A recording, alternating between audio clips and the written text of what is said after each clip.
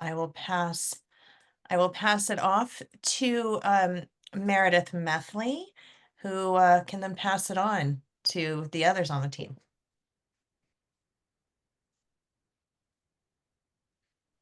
I apologize. I lost my cursor for a moment there. My name is Meredith Methley. I'm the Administrative Director for the program. I'm excited to see you all this evening, and I will pass to Rashida. Hello, everyone. My name is Rashida Hubert. As you can see here, I am the admin coordinator for the program, and I also serve as an academic advisor. So happy to answer any questions you may have tonight. Welcome. And who's next? We could pass it on to Jackie. Hi, everyone. My name is Jackie Finelli. I am an alumnus of the program, so here to help out and answer any questions that you may have. Specifically, I'm an alum of the Leadership and Organizational Coaching cohort concentration. And how about Alketa? For some reason, I lost you there. I don't know how I missed the beautiful pink. Okay, good. Hi everyone. My name is Alketa Jory. I'm also an alumnus of the program. I just graduated this past May. My concentration was leadership and management. I'm here to, just like Jackie mentioned, I'm here to answer to any questions you might have regarding the program from a student's point of view. Great. So I'll just go through the boxes as I see them. Stephanie. Hi, everyone. My name is Stephanie Carson. I am interested in learning more about the program. I actually hold a master's in human resource management, and I have an MBA with a concentration in management, both from SUNY schools, the MBA from SUNY Albany, and the master's in HR from SUNY Stony Brook. I unfortunately recently, my position was eliminated at Morgan Stanley, where I was a regional recruiter. And so I'm considering going back to school. I'm considering other career paths, considering talent acquisition is kind of tricky these days. So I'm looking into consulting opportunities. And I feel that a degree in such a reputable institution and this specific degree could help leverage my skills in that area. Thank you. Thank you. And, I guess I should have given you a guide, though Stephanie provided a really nice one, which is just share your name, for a short statement of why you're interested in the program. And if you'd like, what you do for work, what you did do for work, what you want to do for work. All right, Anthony. All right, thank you. My name's Anthony Rockty. I'm actually very interested in the program. I went through a leadership program at UPenn and also did my CIMA designation in the investment services industry through Wharton. And I've come to know Janet Greco over the years and just really passionate about leadership. I'm more of an entrepreneur, so I start businesses and big companies in the financial services industry. And so that's primarily why I'm interested. I'm also interested in the coaching track, given, I love what I do right now. I'm fully engaged, but at some point down the road, I'd love to coach and potentially teach. And a graduate degree from obviously UPenn would be incredibly valuable. And I'd learn a ton from, so many great colleagues and peers across many different industries. Great. Well, welcome. And Prajwala, hope I'm saying that correctly. Hi. Yes. Thank you so much. I'm actually joining from India, so it's 3:30 a.m. So I just have not turned on my camera. I am an alumna of the EHL Hospitality Business School. So I do come from a very different background, and currently I'm working with an organization called SwissNext, which happens to be the Consulate General of Switzerland here in India. And so my entire interest came up really through organizational psychology, trying to figure out, how to motivate employees, on one side, and how to actually, from the organizational side, work on processes, how to improve productivity, things like that. Those are questions that really started popping up while operating, because we started spending a lot of time on figuring out how we work rather than what we work on. So I figured that I really wanted to upskill myself, and that's how I find myself here. And in future, I would love to get into some kind of consulting, as well as coaching and leadership as well. So yeah, thank you for having me. Great, welcome. And I would also have my video off if it were 3:30 in the morning. I almost want to whisper so you can zone out a little. And I'm going to jump to Akila. I'm sorry if I missed you earlier, Akila, with your just your name. I didn't see you.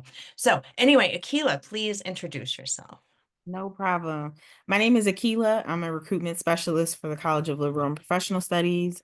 If you have emailed our general LPS email address, you probably got a response from me. Very excited to be here with you all today and looking forward to your questions. Thank you. Andrea. Hi, everyone. I am Andrea Charles. I do have an MBA as well. I worked currently as a project manager. My job is developing more and more, where I need to think and view projects more on a strategic level. And the reason why I'm looking at this organizational dynamics degree, I think it will round me out in terms of how do I approach projects on an organizational level instead of more on the line of business. And I feel that this will give me that extra skill set that I'm missing. So that's one of the reasons why I am interested in to know more about your program. Excellent. Well, welcome, Andrea. Sage. Hi everyone, my name's Sage. I am camera off because I'm just coming from a Peloton workout, but very happy to be here. I work at Penn in the Department of Psychiatry and Clinical Research. I've been at Penn for close to 10 years, which is wild because I thought I'd be in and out in 2 to 3 years, but took a different path. I did my master's in human development at GSC. I graduated from that like 5 years ago, and now I manage a pretty large team of like 20 to 25 research coordinators. And with that additional responsibility, I did a lot of leadership trainings at Penn and just found that I'm just very interested in learning more about leadership and organizational psych too. And my friend did one of the programs here and had nothing but great things to say about it. So I just wanted to come here and learn more. Great. Awesome. Well, we have people from lots of different backgrounds, professionally and with complementary interest in many ways. So excited to hear from you guys. I did want to point out that up here, you will notice on the slide that there are 2 other folks not with us right now, but they are Professor Eric Ostrowski and Amrita Subramanian. They are co-heads of the coaching cohort, which we'll be talking briefly about tonight, and which I know a few of you have already mentioned may be of interest to you. But if you are interested in finding out more, we're always happy to introduce you to these folks so that you can really get some more depth in this. And also Jackie, as she mentioned, is here to help that process along. So what is organizational dynamics? A few of you mentioned psych, et cetera. And that is certainly part of organizational dynamics. We are a program that's really focuses on the human side of work. So we're really interested in a lot about the why. Why do people act the way they do in groups as an individual in a leadership position? And how can we help to support productive outcomes for these organizations, especially when it comes to employee well-being, innovation, creativity, and the like. So I will allow you to browse these exciting learning outcomes, but I'll just say, in other words, in short, that what we want is for our students to leave having a bit of a specialization, a specialization in a variety of different disciplines. And these disciplines are grounded in the arts and sciences, right? So what that means is there's psychology, as some of you mentioned, anthropology, sociology, and then there's also some with like a literary bent, communications, ethics, and leadership. And so really we believe that understanding the way people work requires an understanding of the variety of disciplines that go towards studying people. And here those are the arts and sciences.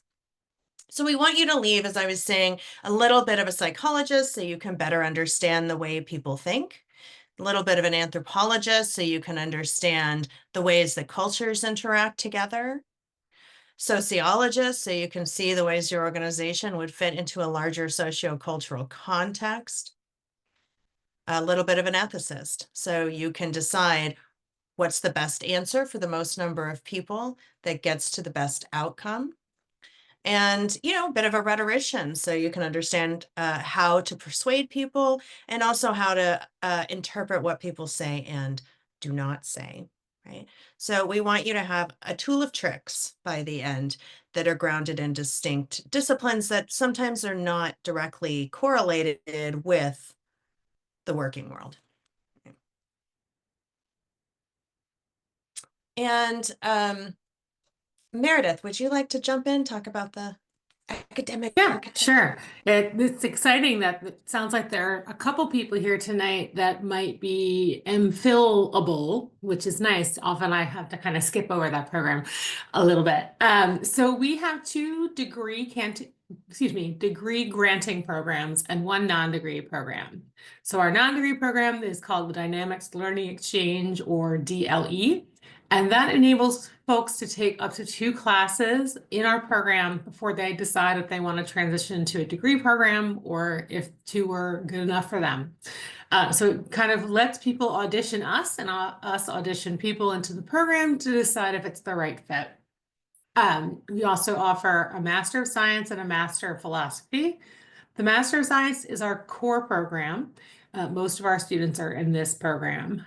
For those of you who aren't familiar with the Master of Philosophy, it's not as typical a degree here in the US. It's much more popular in the UK, but it's basically a half step between a Master of Science and a PhD program.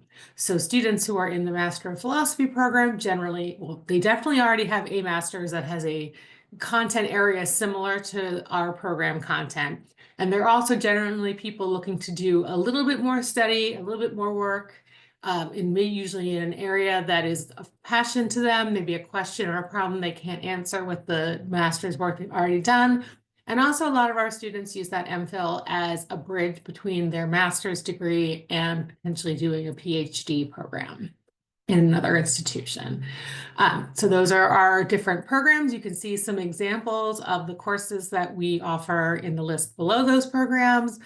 You can see there's a very wide variety of topics that we look at through different disciplines, and as Amy mentioned, different frames and lenses to help you figure out what's going on within your organization. Awesome. And I wanted to pass this briefly on to Jackie and then Alketa to talk about a course that stood out to you in your program of study as particularly influential or inspirational.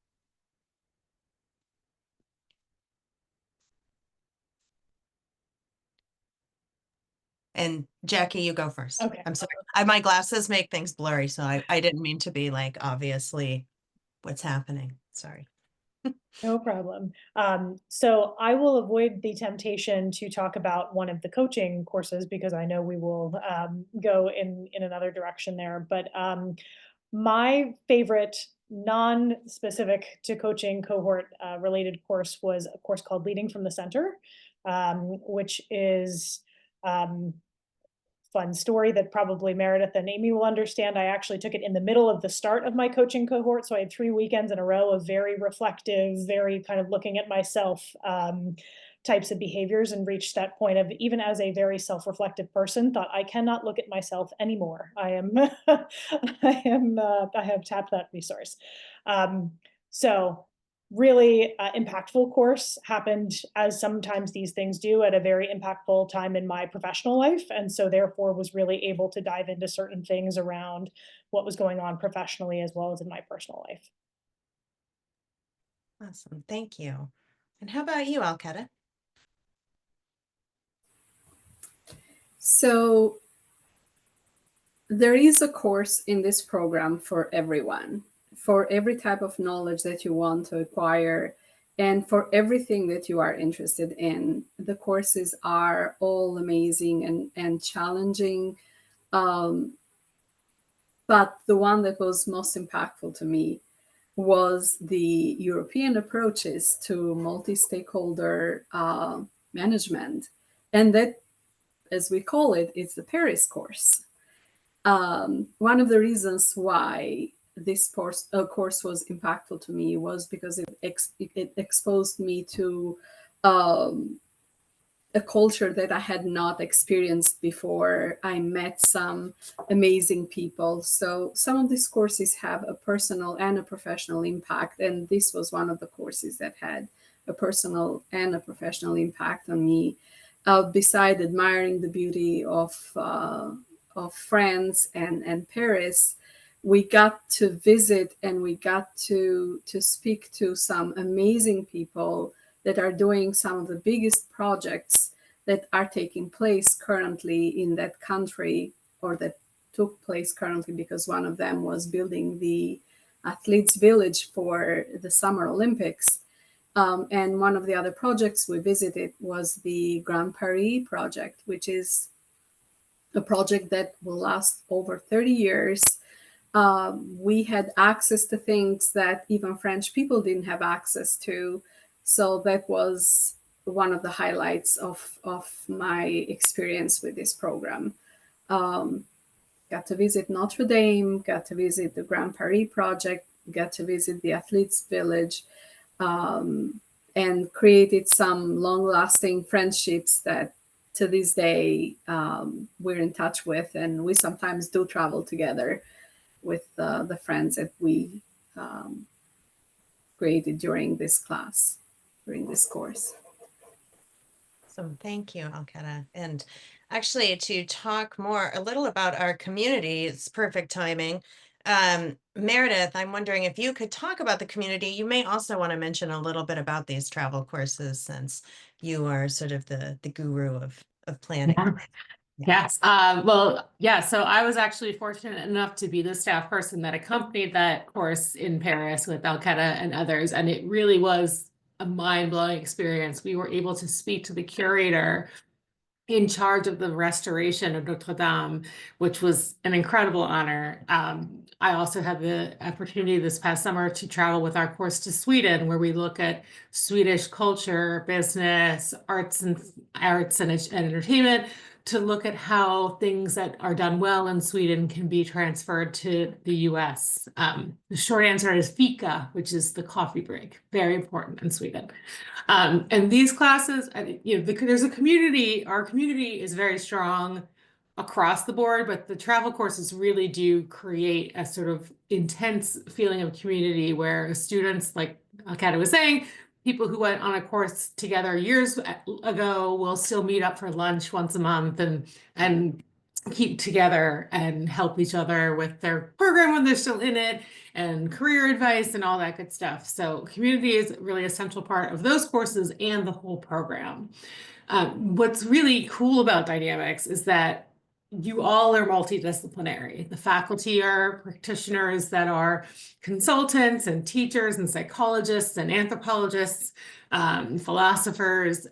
Your fellow students in the program will be people who work at Penn, or they work at Children's Hospital or a pharmaceutical company. They might work in marketing or in HR or in accounting. You're learning from each other as well as from the faculty, from the different viewpoints that each of you bring to the organization, or sorry, from your organization to the program. And what's also great, as you can see here with our two alums helping us out tonight, we have a very engaged alumni community who are willing to help us with as a program to get the word out about how awesome we are, but also willing to help you as a student with your journeys. Many of our students will meet with us and ask, like, I really want to change from being in HR to being in advertising. Do you have any alums? And alums are always willing to say, oh, sure, I'll talk to this person about how I used my dynamics degree in this area, or how I think they could break into this industry. And we foster that a lot through different community building events and networking events. Our brunches, one in the fall and one in the spring, are the sort of key networking events where we bring together students, alums, and faculty. But we offer other opportunities throughout the year to keep the community engaged, because that community piece is a huge part of our learning in the program.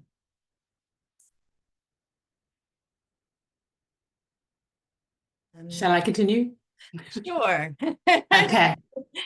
And who are these people, you may ask? So this is our current demographics. As you can see, the median age is 35, and that's intentional. People in our program are required to have 5 or more years of working experience before they're admitted into the program. And that is by design, so that everyone who's in the program has work experience to draw from and bring to the table. You can see also on this slide that when we survey our students, we ask them where they are in the organization when they start, so we can then measure their career trajectory when they finish. So you'll see in the next slide that we go from being predominantly folks in mid-level positions to predominantly people in senior or executive level positions. So in addition to helping you understand the organization you're in right now, it helps you to move up within, this program helps you move up within that organization. And you can see some examples of where our alums work on this slide. Great. And Rashida, if you are able, I'd love for you to cover sort of this next slide with the degree requirements. Of course. So with our Master of Science, we have 12 courses that you need to complete in order to obtain your master's degree. We now have 4 foundation courses that are required for everyone to take, not at the same time, but before you complete your degree, you definitely have to take those 4 foundational courses. And the reason being is because we want everyone to kind of have the same starting place and have the same information as they go on through our program. The other courses are 5 application courses, 2 elective courses. The elective courses can either be 2 more of our organizational dynamics courses, or it can be 2 graduate level courses at any other school within Penn. A graduate course means that the course number itself starts with the number 5,000. So 5,000 and above is considered a graduate course. The other option would be if you took 2 graduate level courses before being admitted to our program, you could possibly transfer those into our program to fill those placeholders. It has to be related, and it has to be reviewed before being accepted. It's not an automatic thing. And the final requirement would be the capstone course and capstone paper. So that's for the Master of Science. With the Master of Philosophy, it's a little bit more flexible. The courses that a Master of Philosophy student take is the same courses that you would take as a Master of Science candidate and as a Dynamics Learning Exchange candidate. It's all the same courses. To be honest with you, for us, it's just an administrative thing for us to know who you are in our program. But once you're in class, no one's saying, you know, oh, you're in the Master of Science, or you're the Master of Philosophy, or Dynamics Learning Exchange. You're all equal. Like I mentioned, you have to do the capstone project, which is the paper, or we have other options which we can go more in detail to if you decide to join us. The minimum GPA in order to graduate from these programs is 3.0. Right. I'll jump in here and say that we have right now we have 4 concentrations. I'm sorry, Stephanie. Do you want to address Yeah. that, Rashida? Go ahead. Yes. So to answer that question, what determines that is if you already have a master's degree from either our program or a master's degree from Penn. So if you do have one from Penn, then it's 6. If you do not, it's 8. Thank you. Thank you. And so, yeah, we have 4 concentrations currently. In the past, we did have some others. We've just sort of updated some of the curricular areas in, well, starting this fall. So, the 4 concentrations we currently offer, as you can see, are organizational culture and change, and that's a slightly different name, but what Al-Qaeda got. So, and then global and cultural studies, that includes both the travel courses and those that are sort of based more on belongingness and inclusivity. Sustainable development and leadership, the leadership and organizational coaching. I need to update this. It's LOC now. Jackie knows better than this slide does. So it's now LOC and not LCC as it's listed here. That program, that concentration is distinct. One of the reasons it's great to have Jackie here.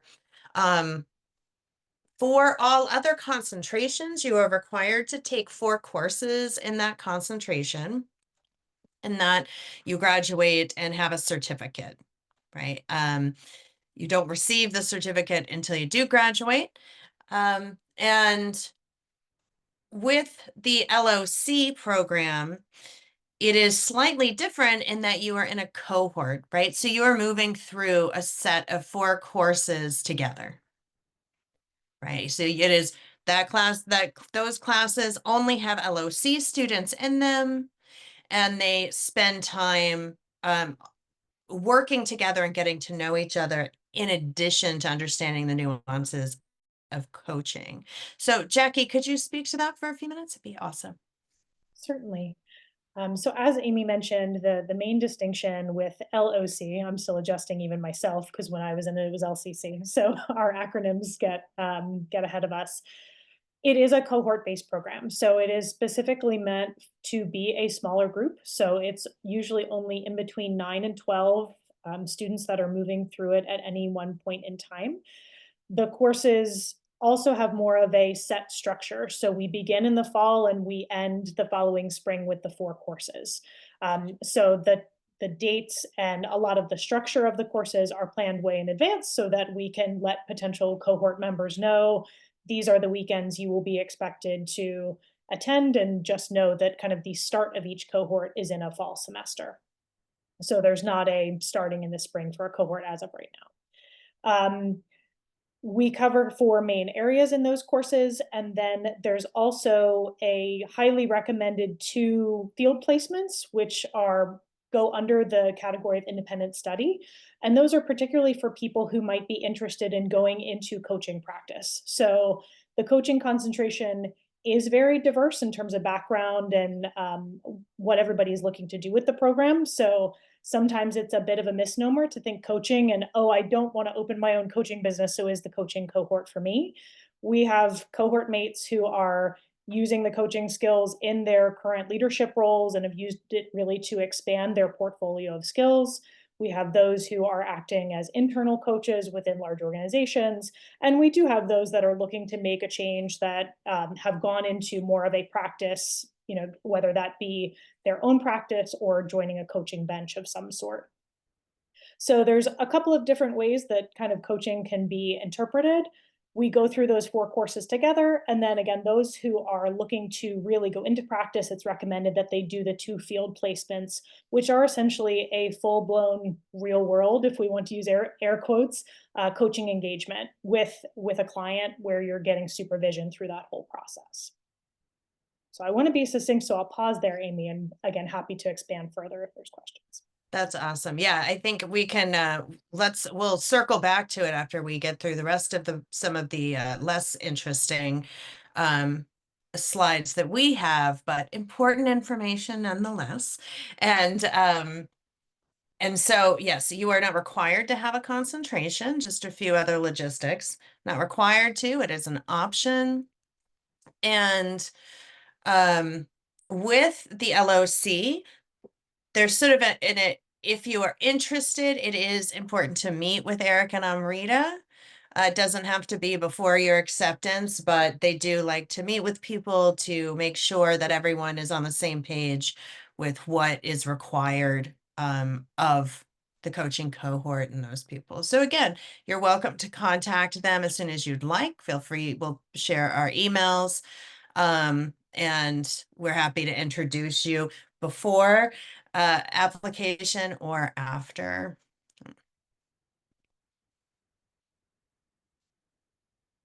So Meredith talked about our travel courses, and Rashida talked some about like the class culture and that everyone is sort of on an equal playing field. Often even the professors, we often prefer to make the classes more of a seminar and discussion and you know, activity based, etc., than we do a lecture. There's not many lectures that I'm aware of in dynamics, and there's also not standardized tests. Typically, this is paper writing, there's reflection, there's team presentations, and sometimes there's sort of multimedia options, assignments, etc. As you can see, our classes meet at a couple different times. They meet sometimes weekly, so on a Wednesday from 5:15 to 8:15 perhaps, during a particular semester. And they also can be sort of intensive weekends. So it might be a Friday, Saturday, and Sunday, and it might be 2 of those. Or even 3 or 4 Saturdays all day, right? So there's a variety of times, and we have those options available to students before the beginning of the semester so that they can figure out what logistics work best for them. We do have our formats are a bit varied. Most of our classes are hybrid or face-to-face, and what that means, obviously face-to-face means like if it's a weekly class, they're meeting in person each time.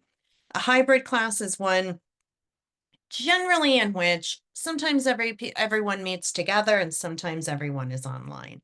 We do have a few courses that would qualify as hybrid in that some people log in and some people are present in class.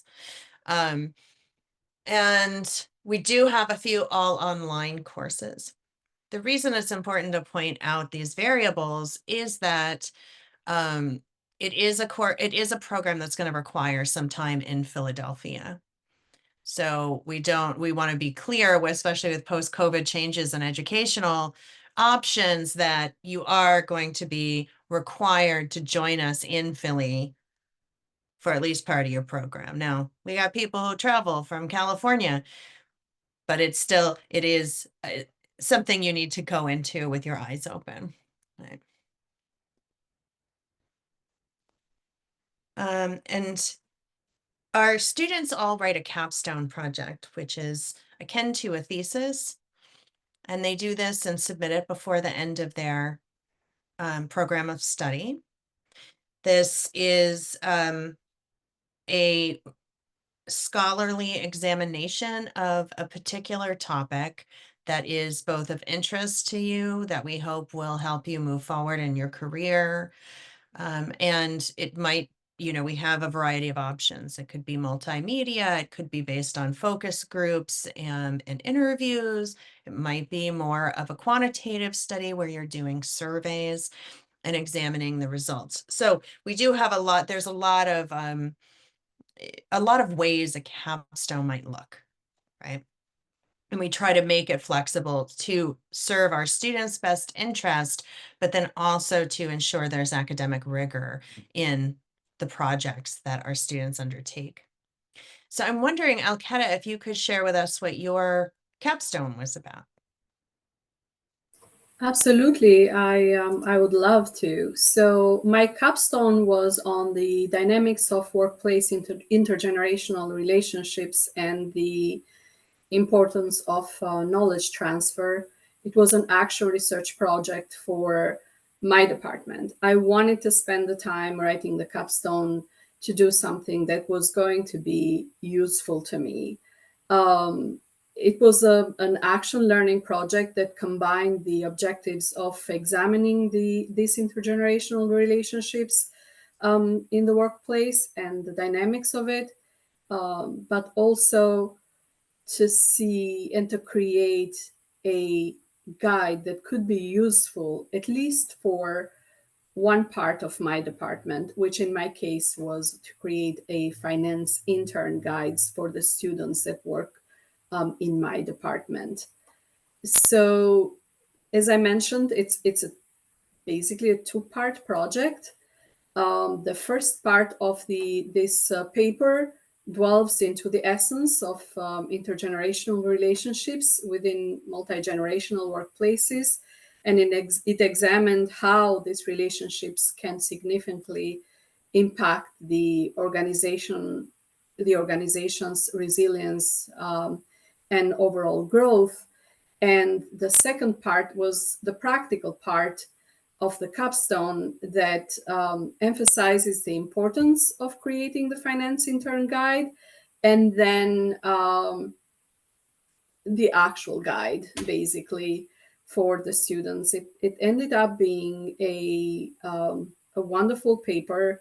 The reason why I chose to write it, it's because the department was going through a lot of turnovers that had to do with the older directors or staff members retiring, and with them taking with them a lot of the institutional knowledge and a lot of the processes and then things that they were taking care of were not documented, and it created a lot of issues for us. So I made it a point that if I ever leave the department, I do not want to leave my coworkers in a position when they wouldn't know where to start, or they would have to spend a lot of time trying to figure out what I had done and how I did it. So the finance intern guide was the first guide that I wrote, and I'm actually in the process of writing other guides for the department. So that was my choice, to make it practical, to make it useful. So that could be your choice as well. Could be to explore a new area that you're interested in, or could be to make the capstone something useful for you in the workplace. Right. I could expand more, Amy. It was 80 pages, so. Well, I think, what's so important about that is that it shows, I think, some of the ways that a program like Dynamics can result in a distinct project that has crucial importance to our modern workplace, right? We all know about the generational shifts at work, but we often either forget about or only we talk about it, but it's hard to do anything about the loss of institutional knowledge that goes with that. Right. And when you lose somebody who's a lifer in your organization, you are losing a significant understanding of the history, the attempts at the successful and unsuccessful attempts at improving processes and different types of, problems that may have deep-seated past, right? So in any case, thank you. And Jackie, how about you? So probably shocking to no one, my capstone was related to the field of coaching. So my capstone was called Dancing on the Edge of Chaos, a newcomer's reflections on entering the field of coaching. And so coming out of the leadership and organizational coaching cohort, I also did a full-blown literature review of the field of coaching and evidence-based practices related to coaching versus some coaching certification programs. So some may be familiar with something like an ICF, and related LOC's curriculum to the requirements for applying for a coaching credential. So essentially creating a path forward for LOC alums to pursue a coaching credential should they want to do so. And the specific organization related to that was the International Coaching Federation, or ICF, and also made the case for, while the curriculum is very robust in LOC, a bit more around would be helpful in terms of exploring the field overall and kind of what some of the different markets within the coaching field exist, and bringing in more business knowledge to think about the business of coaching. Yeah, I mean, I think if you are familiar with the coaching world, Jackie's contributions are very important because of, well, things we don't have time to talk about, but in terms of the ICF's, the certification, et cetera, it, as you guys know, certifications can often become like there's sometimes tensions between university training and teaching and then what's required of you know, for some kind of certification like ICF in this case. And so really building those bridges is a really crucial step for our students and really for others on trying to get from one spot to the other as smoothly as possible. Well, thank you for sharing that. And you can see there's some other titles up here. And one of your application essay questions is to reflect on what your capstone might be about. It's an imaginary capstone, so don't worry if you are writing it, you are not held to it. It is simply an exercise in thinking about a problem that might interest you, something you'd like to explore more deeply. And so it is a key component of our program. So in addition to that essay, there's a second application essay, which is the sort of typical why dynamics in this case, but it's the why do you want to do this essay question. Both of those questions are detailed on the application page of our website. In addition to that, you're going to be providing, obviously, your personal information, like in terms of how we contact you, et cetera. The application link is also on the website. Your resume, you will upload a copy of that. 3 letters of recommendation, and I will I'll ask Rashida to jump in just a minute to provide some more insight into those letters. You need unofficial transcripts, or you can go ahead and get your official ones, but the unofficial ones are sometimes more efficient at the application stage. And then there is an application fee.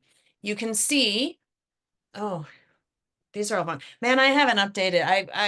I apologize. I think we used the wrong file. Oh, did I? Okay. You have an updated version, yes. So, Okay.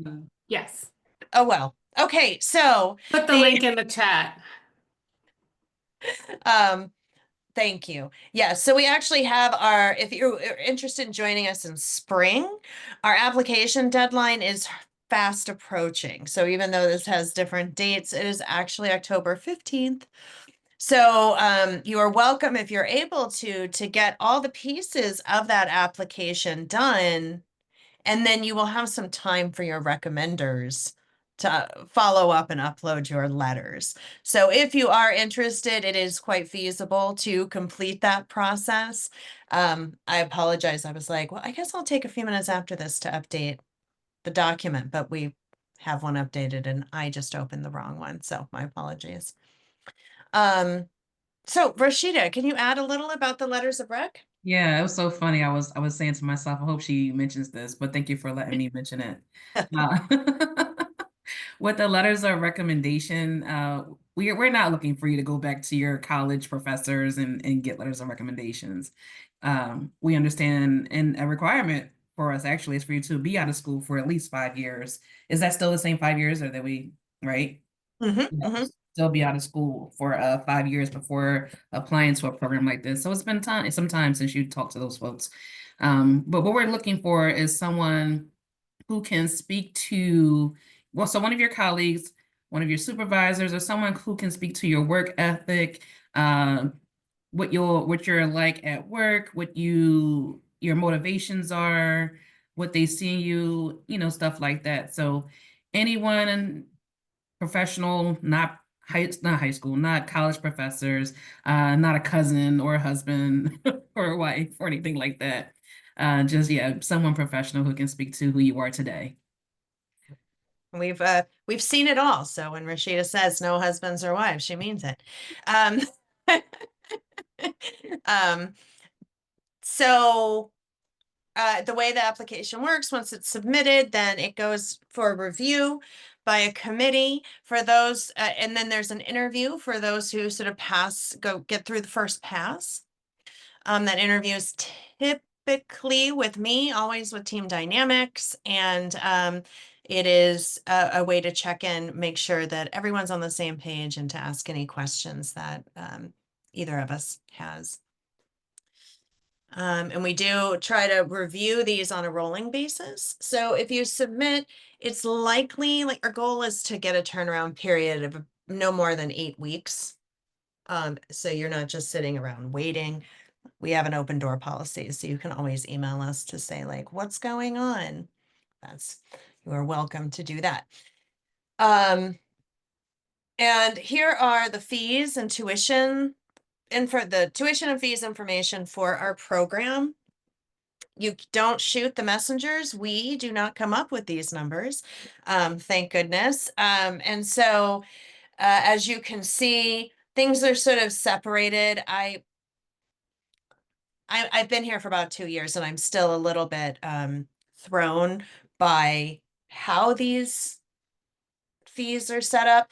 Meredith, I know, knows the whole bit, but basically you're paying about, somewhere near $7,000 a course. That's, I mean, at the end of the day with everything. So, I don't know if you wanted to add anything to that, Meredith. I do. I'm realizing there's also a piece of information missing from our table. So the tuition goes to support the academic side, so the faculty member where you're physically sitting, us to administrate your program, and the general fee goes to things like the library and other resources that are available to all students. So all students support that in one way or another. And then our program fee, it's a little unclear the way I think this table is set up, is that the program fees fall in spring, but not summer. And that is there to support the networking events that we were discussing before. So the brunches, we do lunch and learns, things like that, that continue the learning outside the classroom. If you are in a degree program like the Master of Science or the Master of Philosophy, and you're taking 2 classes per semester, you're eligible for grad FAFSA loans. Hopefully that situation will be in a better shape if you need them than it was previously. But that is an option. And then many of our students do have tuition benefits. If you're a Penn employee, there are tuition benefits. Same if you're health system side as well. And even our folks outside of Penn, a lot of major employers will give some benefit. You're still on mute, Amy. Thank you. If you have follow-up questions on sort of staff benefits and coverage, I encourage you to reach out to Rashida. She has all of those details down. And that is it for our part of the presentation. We have about 5 minutes left.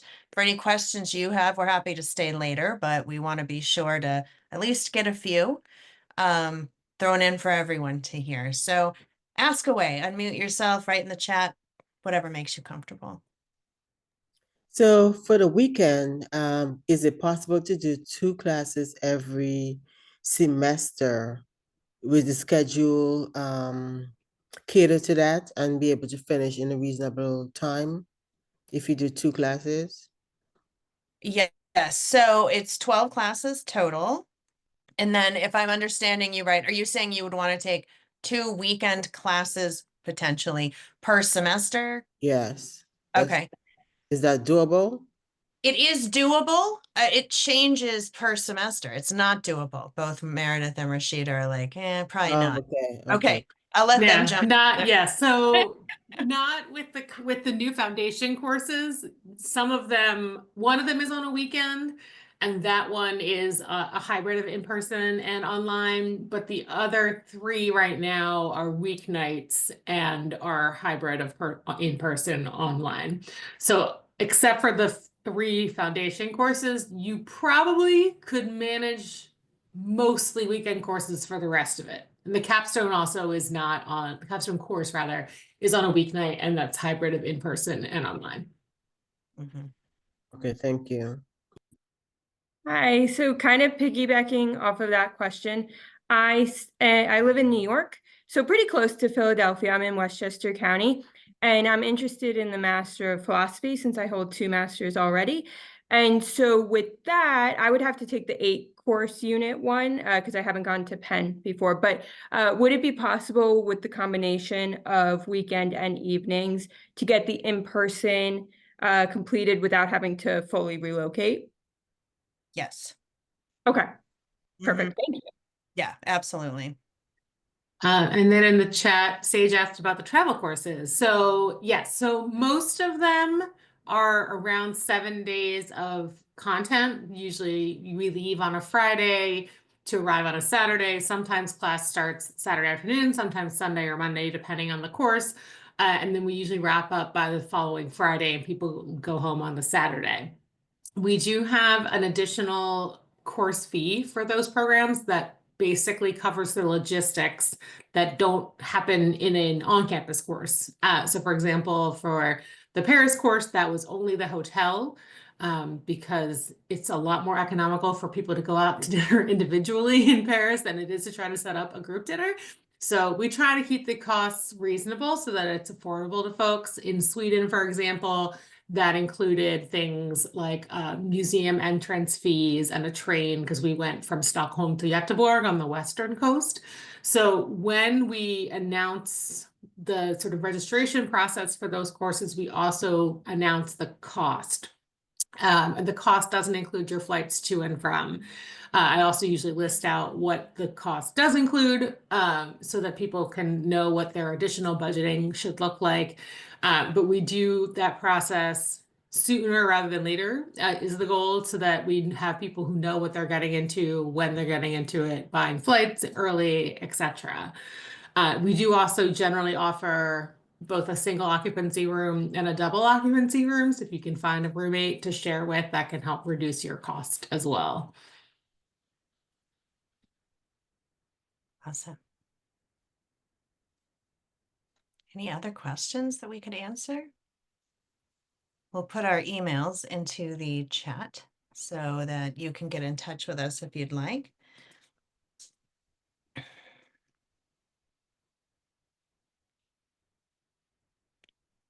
I'll And ask one more. yeah. So you say if you have an MBA, certain classes would be able to transfer. So, do you have an example of any class that you think that might be able to transfer from an MBA?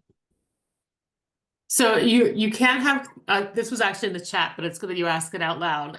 So for the transfer credits, if you have taken a previous degree with the courses, they can't count as transfer credits. So if you, for example, we have a student right now who started an MBA at Cornell, decided it was not for her, and she transferred 2 of her leadership focused Cornell classes as her electives for her MSOD. But if you have a previous degree like an MBA, depending on your major, that could be considered equivalent for the MPhil. But more likely, like if you took a major in management than if, say, you took a major in finance for an MBA. And then, so the key also in the chat related question about difference between MS and MPhil. So the MS is a master's degree, full stop. You don't have to have a master's degree before it to have a master's, to get a Master of Science. You have to have a BA, generally speaking, but not a previous master's. So the MPhil is, I kind of think about it like gravy. It's educational gravy. It's on top of what you've already done, like the meat and potatoes, and it gives you the opportunity to further explore a topic, a subject, etc. And for our students who use the MPhil to then do PhD programs, generally speaking, PhD programs will take some of the classes that you take as an MPhil student as transfer credit in order to place out of courses for your PhD. So for example, we have a number of students who do their PhD work at Fielding Graduate University, and their human development major is one in which dynamics classes can sort of get you to like place out, if you will. I don't know if you use that in a PhD program, but you do as an undergrad, right? Place out of some of the courses that you would take. So it might be that you do the MPhil here, and then you have 6 fewer classes you would take at that other institution to complete your PhD. And since in this case, the question asker is a Penn staff person, it could definitely be an advantageous way to transition into a PhD program, since you can use your tuition benefits for the MPhil, but there are very few PhD programs that you can use tuition benefits for. Yeah. Like 2. I like Meredith's analogy of saying it's the gravy, because honestly, you don't need an MPhil to go into a PhD program. You can go straight with a master's degree into a PhD program. So I wouldn't say that is specifically for those people who want to do a PhD program, if that makes sense. Yeah. Yeah, I think it's sort of an either or in terms of what you're going to do with it, because the capstone is such a personalized process, right? If we have students who come and say, well, I do want to get a PhD, that situation, usually for me, I'll say, well, you need to write your capstone in a way that will guide you to that goal. And if not, there's another goal that you want to meet. And so let's work on making a capstone that will meet that goal. Speaking of capstones, the MPhil capstone is expected to be more rigorous than the MS capstone. You're closer, you've moved on, whether you have a MS in dynamics or something else, you have moved past this initial stage. And the good, I think, of the MPhil is that it's a fewer number of courses. I also think that's the bad thing about the MPhil. So it takes some list making of pros and cons, perhaps, on what you need. Mhm. Well, Oh. with that, given our time, oh, please, Rashida, jump in. Oh, no, I was just going to say quickly that, sometimes people ask, what are the courses like? And I just want to mention, like I always like mentioning, that there are no tests in this program, but there is a fair amount of paper writing and group presentations, depending on which course you take. Yeah. And so please, And go we have ahead. one more question that I started to answer in the chat, and then I realized it would probably make more sense if I said it out loud, since within US higher education, there's no consistency about what a credit is. I mean, like the naming of it. So at Penn, one course is one course unit, and course unit is our base of what is the credit system, right? So at other institutions, it might be 3 credits is one course, but for us, it's 1. So if you're an international student, you need to study full time. If you're here in the US, which means you need to take 3 classes to be full time. And then if you're doing that, then you would be here approximately 2 years or longer, depending on whether or not you choose to study in the summer, because summer is not a required term for international students. So it could be that folks do basically 3 in the fall, 3 in the spring of 1 year, 3 in the fall, 3 in the spring while writing the capstone. Yes, and we do have a significant number of international students and graduates, if you're interested in being connected with any of them to find out what the sort of culture and process is like in terms of, for international students. Thank you guys for joining us. It was lovely to see you and hear some of your questions. We hope to see your applications, and do let us know if there's any other questions that we can answer for you. Thank you for coming. Good night. Thank you.